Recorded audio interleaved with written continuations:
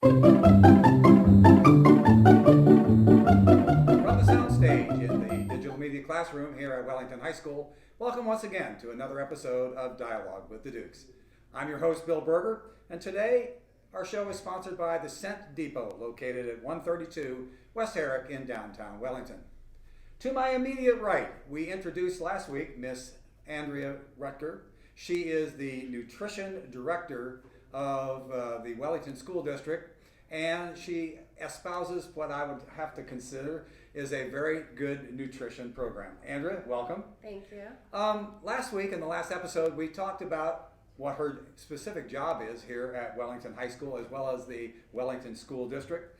We talked about nutrition, what is good nutrition, and we also talked about the things that are going on for this month, February, being Heart Health Month, and also in March, Nutrition Services Month, and talked about the programs that Andrea has instituted or will institute next month during the month of March. And then we talked about nutrition specifically, and we talked about My Plate and how that has been superseded, I guess, or has superseded, I should say, the great pyramid, the food pyramid that everybody was probably more used to from before. So Andrea, welcome. As a way to introduce today's subject, that being, again, nutrition, but going deeper into it, I have a question for you. Okay. You're out in the middle of Wellington. All of a sudden you say, I'm hungry. The easy thing may be to go to McDonald's or Burger King, grab a hamburger or something like that. That will certainly assuage the hungriness in you, but is that a good thing? So a three-pronged question. Number one, how do you feel about fast food restaurants? Number two, are they good or can they be good? And number three, what would you look for if you do consider that a fast food restaurant is good? Okay, so there's some levels to the answer as well as the question. I think that fast food restaurants definitely exist for a reason. People have very busy lifestyles and we get hungry and need to eat. So there are times when fast food is the only thing available and the only way to get food for the day. I wouldn't necessarily go to fast food first. I would try to go through some other options, but sometimes you're in a bind and that's really the only thing or the only place you can go to get a full meal.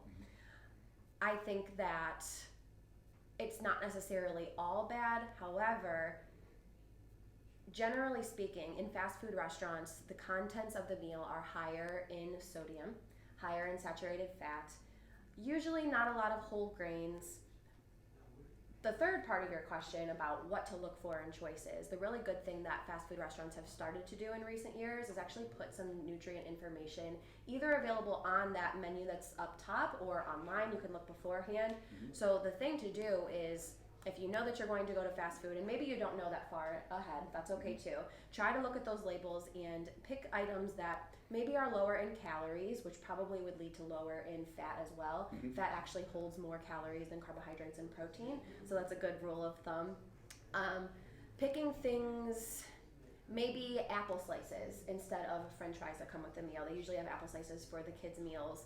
You can get things like salads, which sometimes can be pretty high in calories too. It really and depends. Sodium, because depending on what the dressing is. And the dressing. Yeah. It really depends on what's in there, but generally speaking, it could be better for you than a Big Mac, let's say.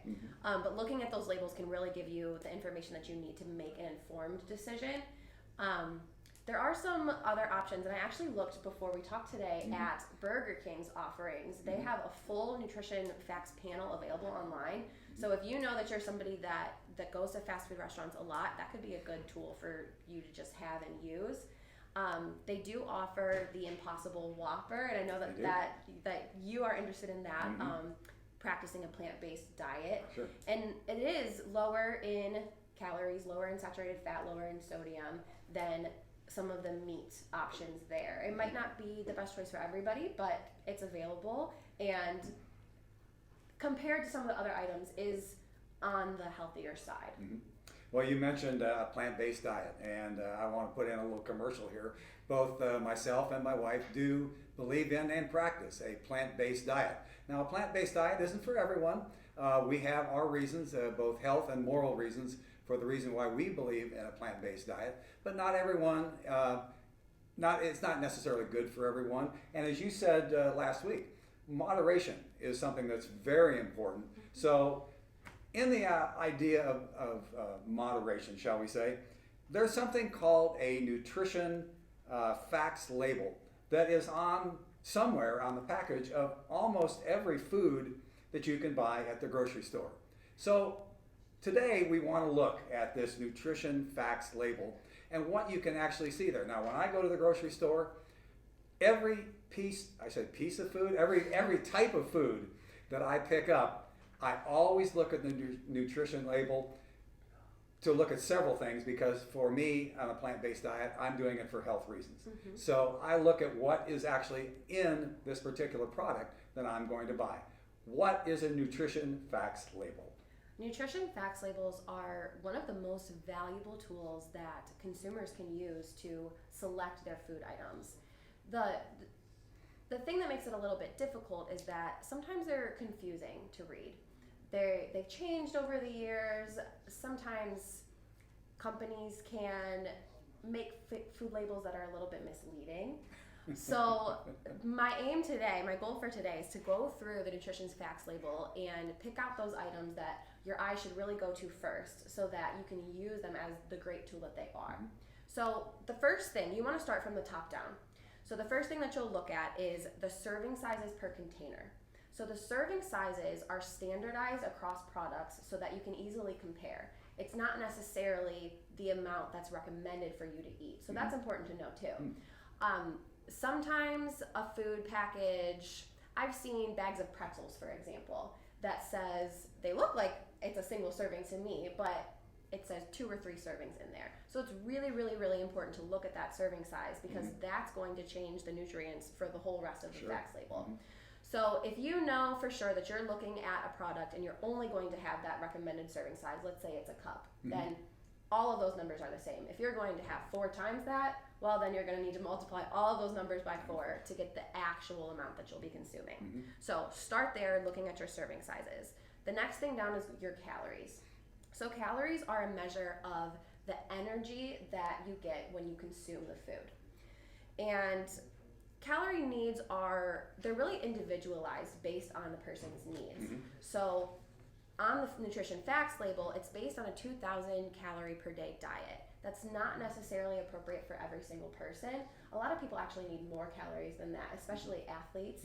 And different disease conditions, different health goals even, can change your calorie needs. So it's important to just recognize that too, that it's based on a 2,000 calorie diet. That's not necessarily what everyone in the audience has to have, but it's just a way to standardize it as well.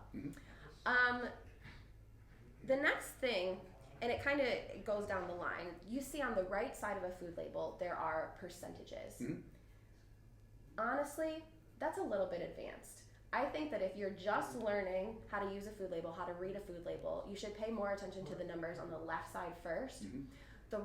The percentages, the numbers there are, again, based on that 2,000 calorie per day diet. So it might not even be applicable for every single person.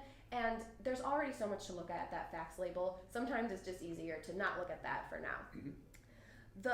The next thing to look at are those nutrients. So the numbers that are on the left side. Yes. So you're going down the line, you're looking at things. The first thing that comes up is total fat. So total fat includes all different forms of fat. And we talked last week a little bit about the differences. Some fats can be really beneficial to your health. Some not so much. Those ones that are not so much beneficial to your health are saturated fats and trans fats especially.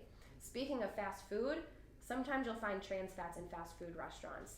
And they've mostly been eradicated from a lot of our snack foods, but still somewhat present there. So that's another thing to pay attention to when going to fast food restaurants. And another example, and believe it or not, if you like cookies, and I like cookies, especially, I hate to say it, the cheaper kinds of cookies, do contain trans fat. And like trans fat is like trans death. It's really, really bad for you. Saturated fat's bad. Trans fat's even worse. Yes, exactly. So you really want to look at the amount of fat that is in your products. Higher levels of saturated fat likely mean it might not be a product that is beneficial to your health. However, saturated fat is naturally occurring in animal products. So if anything in your food has an animal product, even butter, cheese, there will be some degree of saturated fat in there. So it doesn't necessarily mean, unless you're following a plant-based diet, that you have to say no to that product. So if it does have a high level of polyunsaturated and monounsaturated fats, though, that's great, especially if the ratio is higher in monounsaturated and polyunsaturated. Then if you have a little saturated fat, that's still okay. Okay, the next thing that comes up is cholesterol. Kind of goes along with saturated fat too. If it's an animal product, there's going to be some degree of cholesterol in there as well. But really, I should go right to that saturated fat. The thing to pay attention to when looking at food labels is that there are certain nutrients that you maybe want to limit, and then certain nutrients that you want to get more of. So the ones to pay attention to limit are that saturated fat and trans fat, sodium, and added sugar.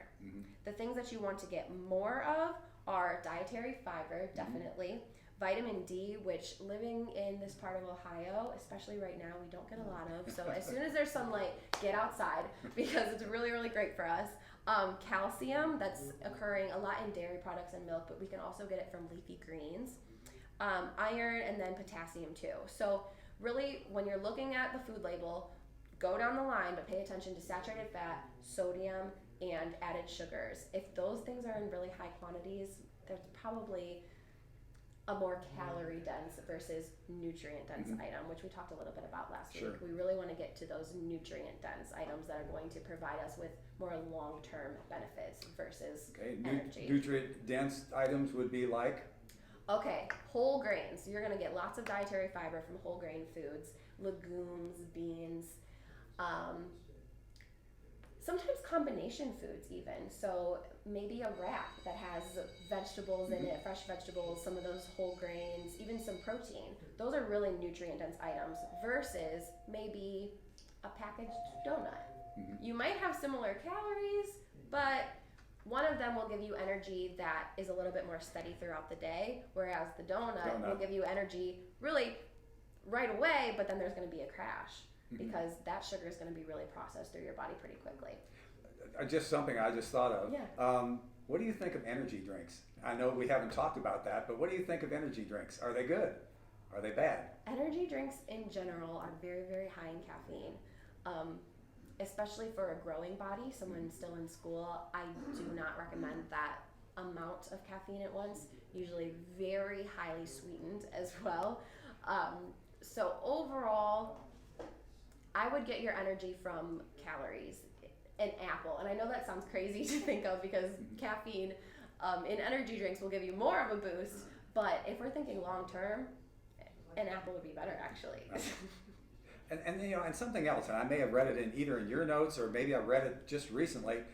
I understand that the darker the skin, the better for you. Like if you have, say, a navy bean, which is like brown in color, versus a black bean. The black bean is supposedly better for you as far as dietary fiber is concerned because it's got a darker skin. And I had not heard of that, and I don't know where I read it, but I just read it recently that the dietary fiber in a darker skinned vegetable, legume, anything like that is better for you. I didn't know that. And maybe you didn't either. Well, I actually haven't heard that. I know that in different colors of vegetables, there's different vitamins and nutrients that we can get. So in school meals, we try to have a different variety. So red and orange vegetables, so you can get some of the beta carotene for your eyes. So I'm wondering if it's along those lines too, of the different nutrients that are in the colors. It's very cool. I think I just read it on the inner Google last night. I think I actually read that last night for some reason going through that. I'll have to look into that. That's cool. But anyway, but yeah, I realize that the idea behind fiber and things like that are especially important, just for lack of a better term, to clean out your system. It is, yes. So fiber will help you to move your bowels more readily, which actually is a good thing. We want to kind of get some of those, I don't like to say toxins, but that's really what's coming out in your bowels. So it's important to get those moving. It also can help with your heart health too. It can help with the circulation of your blood as it's going through your bloodstream. And like I said before, it gives you a better store of energy throughout the day. And really, that's what we all need so that we can stay pepped up and get through the workday, get through the school day, whatever we need to do for the time. Now, one thing I think that's very important that we really haven't discussed, but we hear about all the time is protein. How important is protein? Protein's really important. I think much like the calories, there are different needs depending on many different things in the individual. So your sex, your age, your medical conditions. So someone that is an endurance athlete, someone that's an athlete in general is going to need more protein, whereas maybe someone with chronic kidney disease, they need less protein because their kidneys can't filter that through. So it's really important to know your individual needs, and if you're unsure, I recommend, of course, to see a registered dietitian. You can start with your doctor. A lot of times doctor's offices can refer you to a dietitian, but it's a really good place to start. It's not required to have a percent value for protein on the nutrition facts label, but there is a grams of protein there. So once you figure out your individual needs, then you can use those grams of protein to make sure that that's fitting into your goals for the day, for that specific meal, whatever you have determined there. Well, then we come to the part that on the nutrition label, I hate to say it, but I gloss over because I don't understand a bit of it. Okay. The ingredients that are in there and all those chemical terms. I have to say I gloss over it because I don't know what any of that stuff is. So for you, help me with ingredients. Sure. So the ingredients are actually a really important tool as well. They're listed in descending order by weight. So the thing that's very first on the list is what's in the highest quantity in the food. So let's say you're looking for whole grain items. You want to get some more of that fiber because you heard us talking and you think that's great. Good. So if you're looking for, let's say, whole wheat bread, the very first ingredient should be whole grain something, whole wheat something. Okay. If it's not, that doesn't necessarily mean it's a bad choice for you, but it might not be a true whole grain product. The fiber is probably a little bit less. So you should look at that first ingredient to determine what's in the highest quantity. Sometimes there'll be things advertised that's a health food, different things, but the very first ingredient is water. And then way down low you get, sometimes that happens with supplements. Okay. And so you're not actually getting what you think you're getting. So those ingredients, that's a good tool if you know what you're looking for. Right. As far as some of the names that are a little bit long, I've heard people say, oh, don't eat anything with a name that you can't pronounce. Well, a lot of the organic chemistry names for things, I'm not sure that I can pronounce. Sure. But after studying, we see that they're safe. So I don't know that that's necessarily a great rule of thumb, but I would use the ingredient part in conjunction with the nutrient part that we talked about before to make your choices. So if you look first and you see it's incredibly high in calories, most of them coming maybe from saturated fat, it's very high in added sugars, and it's very high in sodium, and then you look at the ingredients and you also can't figure out what any of it means, that's probably an item that might not necessarily be the best. So if you use them all together, that actually reminds me too of the sugars and what's important to look for there. So you'll see on a nutrition facts label there is a part that says total carbohydrate, and it's usually in bold, and then there's some indented spaces right underneath. It's actually important to look at all of those together. Within total carbohydrate, it's going to count all of the naturally occurring sugars. So if it's dairy, lactose, something with fruit, fructose, it's going to include dietary fibers in there and added sugars. Added sugars are a huge culprit for giving more calories than we necessarily need. If we're picking an item that is very heavy on added sugars, we're probably going to be full calorie-wise, and it might make it harder for us to reach our nutrient needs for the rest of the day because we filled up on maybe a more calorie-dense item there. When picking snack foods, I like to try to look for items that have about 6 grams or less of added sugar. Not total sugar, but added, because then you know. Yogurt is a big culprit for added sugar because yogurt, you know, it's a pretty healthy food, maybe not for you in veganism, but it has a lot of probiotics, a lot of protein and healthy cultures in there, but a lot of them are pretty heavy in added sugars. So that's why it's important to look at the nutrition facts label. When you're at the grocery store, you can compare and contrast and keep in mind your goals there. Well, we realize that many of you, if you're students, you probably don't do that much shopping. Your mom or dad does the shopping. But for you at home, it's a good idea when you're looking for a snack or something like that to pick up that piece of that item of food and maybe look at the packaging on the outside and see what the calorie count is, how much fat is in there, if there are any poly or mono fats in there, which are good fats. looking at the number of calories, and especially, and you talked about the fact that many of the fast food people, like Burger King, and I know McDonald's does too, they list right there on, I mean, you could go to the drive-in or you could go right up to the counter, and right up, straight up there, it says how many calories are in this. Now, they may not list all the different proteins, carbohydrates, and things like that, but the big number out there, and if it says 2,000 or more for a Big Mac or something like that, that maybe isn't the best thing for you to be eating.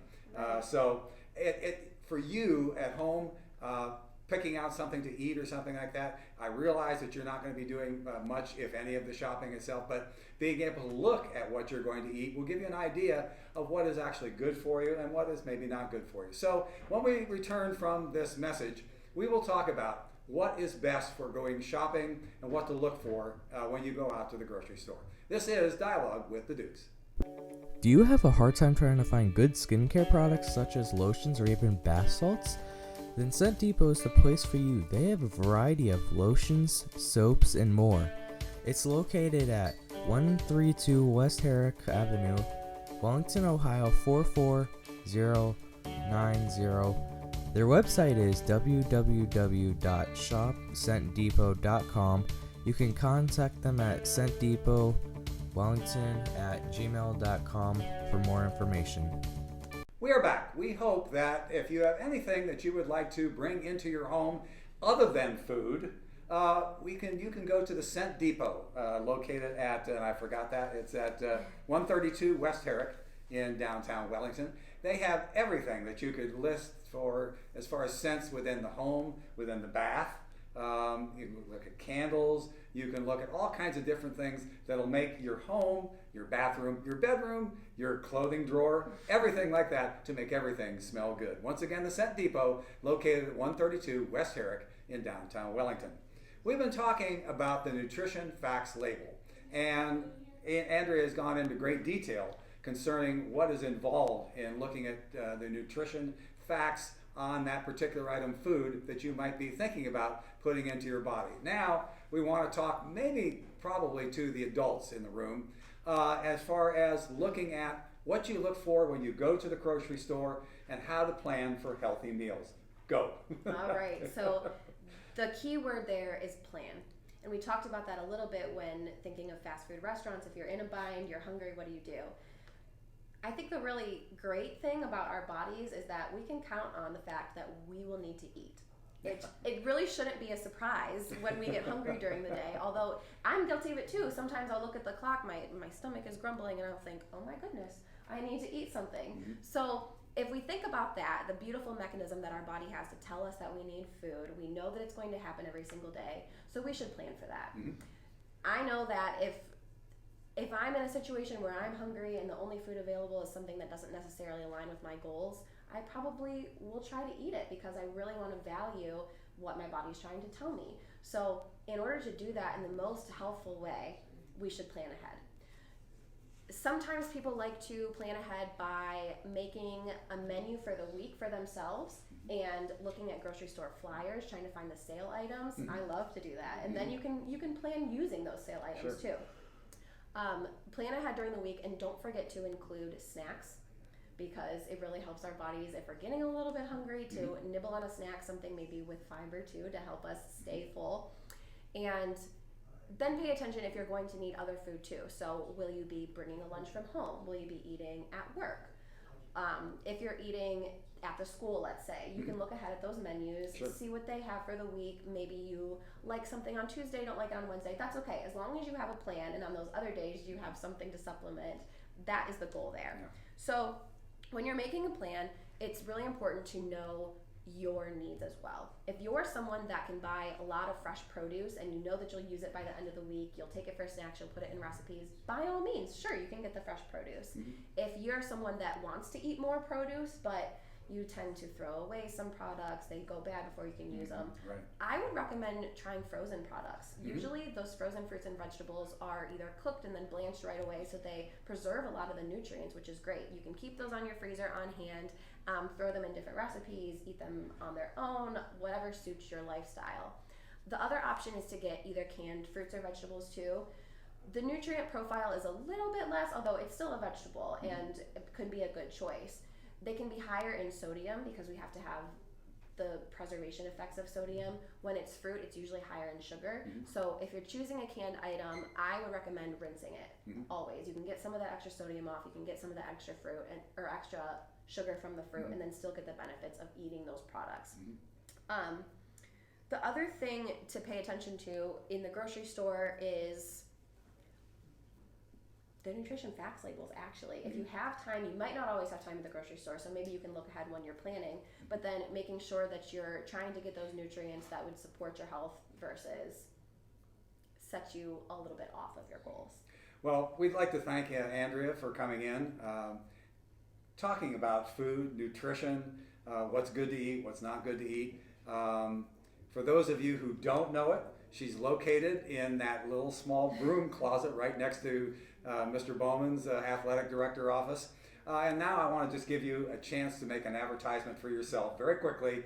Talk about what you're there for and what you invite people to come talk to you. Sure, yeah. So usually during the day, I'm bopping around to each of the school units, planning menus, checking and making sure that the food is ready to go for the kids. I am available to answer nutrition questions all the time. I can't provide health-related advice because I don't have access to everyone's records, but I can point you towards a registered dietitian if you want it to go through your insurance, but I'm definitely available to answer questions all the time. And I think that one thing that's very important, before you go on a specific diet or an exercise regime or something like that, talk to your doctor. Definitely. Your doctor is the person to really talk to. And then as far as food, nutrition, and things like that, I'm sure you could even probably post a note on your door and say, hi, Sure. I'm such and such. You can contact me this way.